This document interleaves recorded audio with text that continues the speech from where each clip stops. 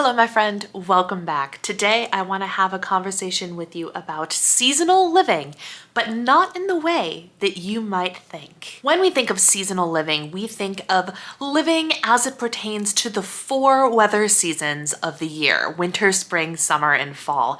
Seasonal living might look like big, cozy blankets and candles and soups and chilies in the winter. It might look like wearing bright colors, getting the bright pink manicures, and spending plenty of time outside and decorating our homes with palm trees and bright flowers in the summer. Seasonal living. We've got Christmas, we've got Easter, 4th of July, and everything in between.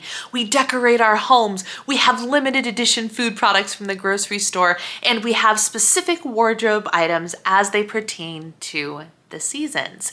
But as they do every year, we decorate, we celebrate, and then the season changes and you have to be ready for a new season.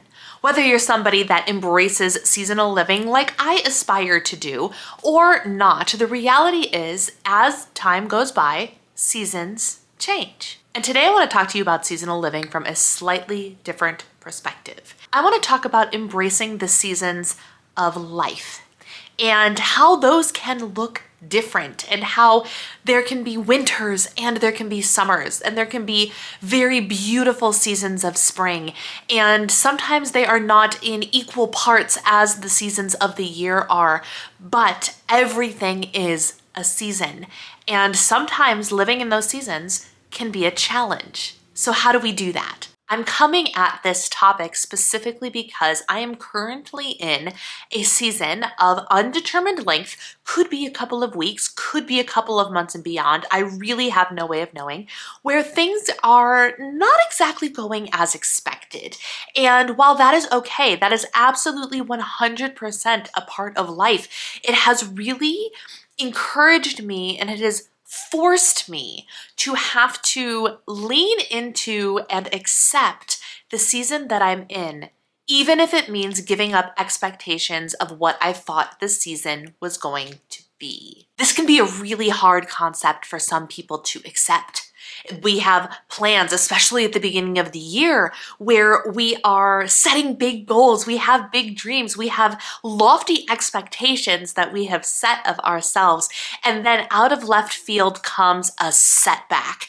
And we crumble to pieces because the original plan that we had set out is no longer applicable, or at the very least, no longer practical. So then we have two different paths that we can take. We can try to go after that original path while the added stress of the unexpected season is upon us, which adds a whole lot of potential for ultimate failure and burnout. Or we can make a decision, sometimes a tough decision, to pivot.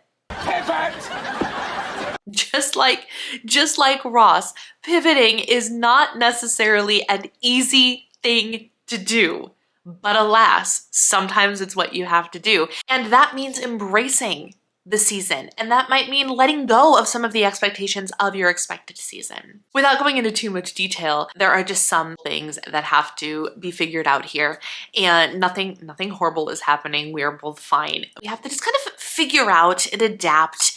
Has put a little bit of extra work on me and mental load on me and physical load on me, which is beautifully ironic when you're the disabled one in the household. But it is just for a season of time. And this is what I understand, and this is what I want you to understand. All seasons come to an end. Regardless of how long winter in Minnesota, this year being the exception, feels, we always know, we always hold on to that hope that spring will come, because we know that spring will come. So whether the season of winter in life that you might be experiencing right now is 2 weeks, 2 months, 2 years worth of time, you can always rest assured that spring will come. And so that is the mindset that I'm very much leaning into, and it has given me the hope and the peace that I have needed to be like, okay, this is just for a period of time. So how do we best live in this season of figuring things out and pivoting and just having to take a step back and take things a little bit slower than we have initially anticipated? And so I thought I would just tell you a little bit about what I'm doing to embrace a season of difficulty, unexpected difficulty, and what that looks like and what changes I'm making. And hopefully, if you are somebody who is embracing your own personal winter, or it's fall and you can feel a winter coming, because like spring always comes, unfortunately, winter always comes too. And your winter might look different from my winter, and it will probably look different from my winter, and that's okay. But what do we do? What do we do when I set goals for February? If we back up the bus, you can go watch my February goals video and the lofty expectations that I had on myself. The first thing that I did was realize that those expectations are no longer reasonable expectations. And it goes from everything from reading 3 books in a month to the reality of I picked a pretty hard book to start with, so I'm going to be lucky if I finish 1 book this month. And then it goes on to, I have all these updates to my website, all of this course creation work that I want to do, and 2 YouTube channels that I'm trying to work on. But at the same time, all of my attention is being pulled away from content creation. I had to push and shove and move things around just to be able to sit in front of the camera today for a little bit. And that's okay. But having the expectation and the desire to be pushing out regular content constantly on Instagram and Facebook and in my free Facebook group and in my paid membership and here on YouTube and on my other channel, The Disabled Diva, might not be practical in this season. So even though my February goals had lofty expectations, I immediately knew, I'm going to have to cut back and I'm going to have to reset more reasonable expectations. I also knew that I really was in the midst of getting ready to start my own version of 75 Hard.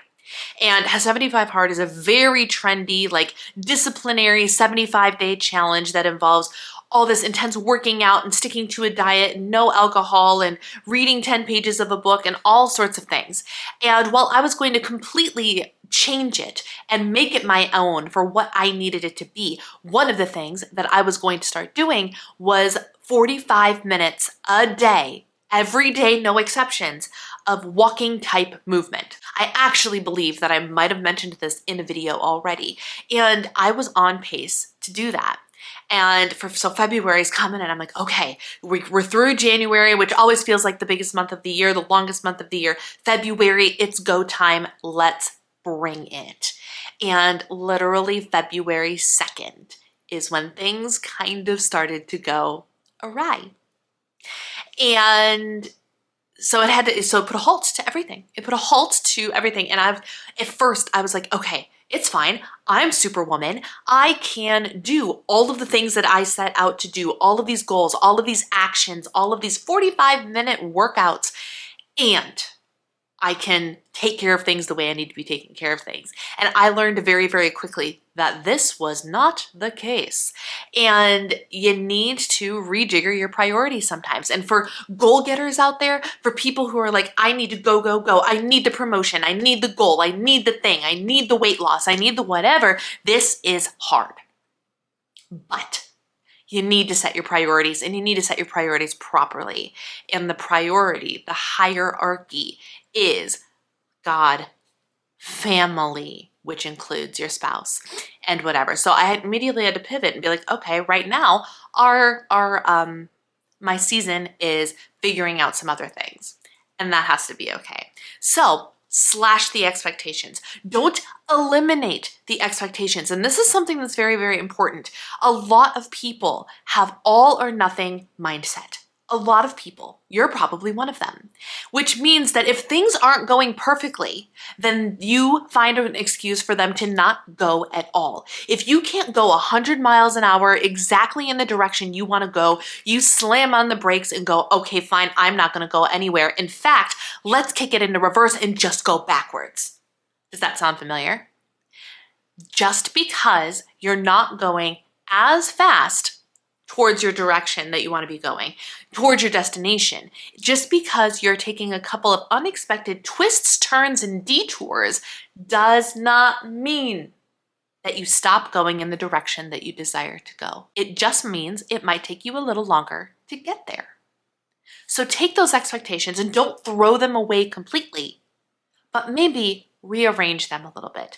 So for example, I actually put a complete X through the item in my power sheet, the list of my 75 hard stuff that I planned on starting as soon as we got home from Florida. I put a holy X through it. I did, in fact, throw those expectations out the window. What I did not throw out the window were the actual action items on that list. Let me explain. Instead of 45 minutes of movement every single day, I went, can I do some movement most days? And I immediately decided that Sundays are going to be my rest day. I'm not going to be able to do 7 days a week because this body that now has extra stress on top of it also needs rest. That's a different point. Put a pin in that for a second. But I can do something. Today is day 2 of Aunt Flo being here, and I decided that I was going to go downstairs and move my body because movement is good. Movement feels good. It's good for your emotions. It's good for your hormones. It's good for your heart. And yeah, it's good for your body and your calorie burn too. It's good for so many things.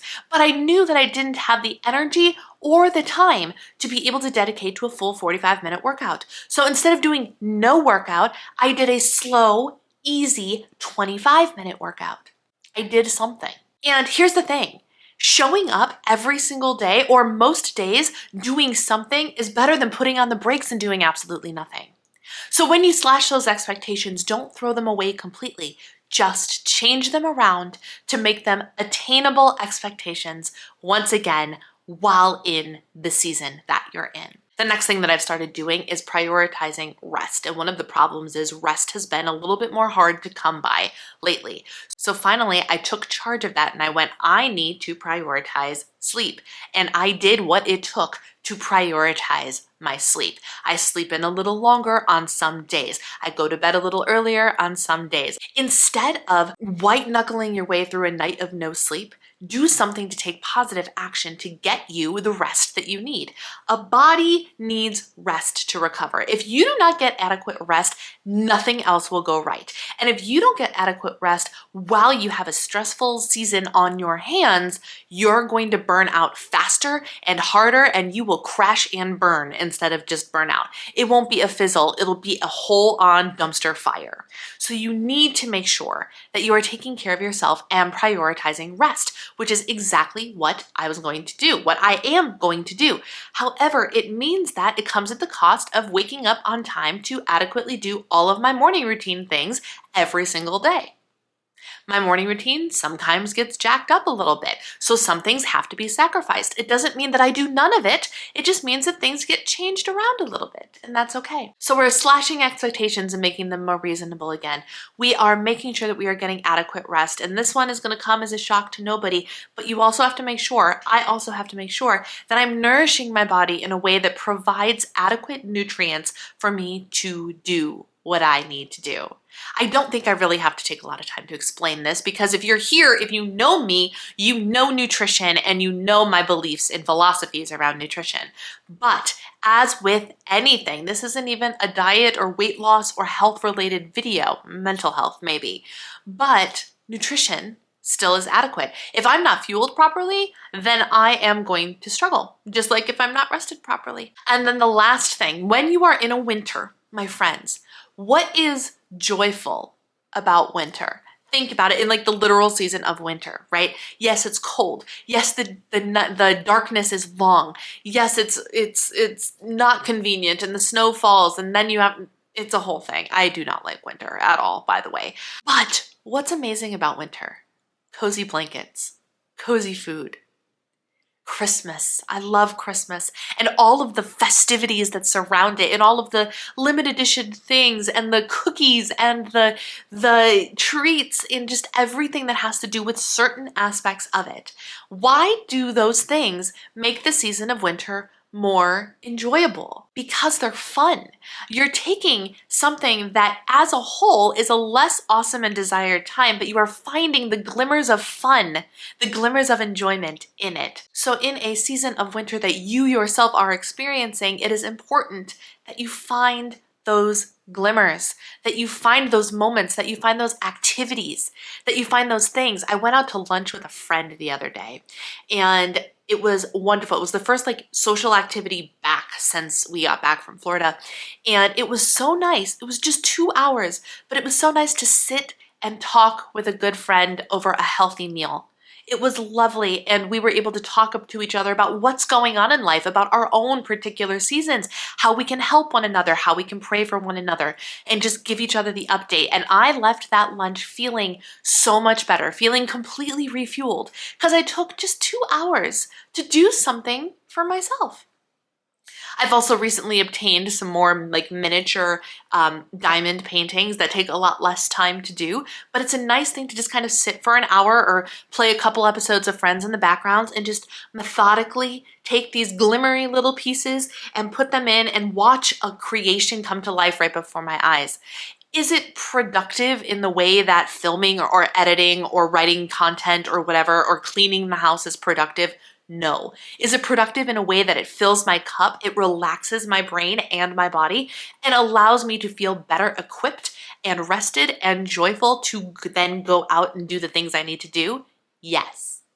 And that's the difference. I urge you all, whether you're in a season of winter or not, I urge you all to make sure that you are finding pockets of time for these soul-filling, these cup-filling activities, whatever a cup-filling activity is to you. In the comments down below, I would love to hear, what are your cup-filling activities? Let's make a list so people who might not have an idea of what their cup-filling activities are, they can look in the comments section and go, oh, that's a great idea. I should try that, myself included. So make sure you're taking the time necessary to fill your cup.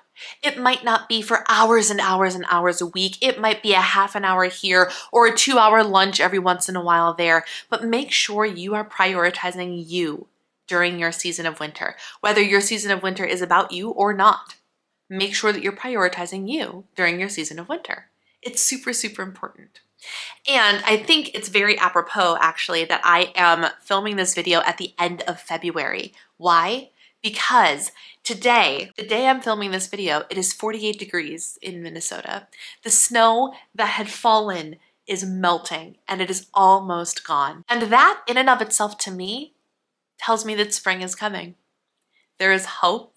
Things will thaw, the ice will disappear, and all of a sudden the temperatures will be warmer and the days will be longer and the sun will be shining and winter will be over. So it's very appropriate that I am filming something about this topic now and posting it when I post it.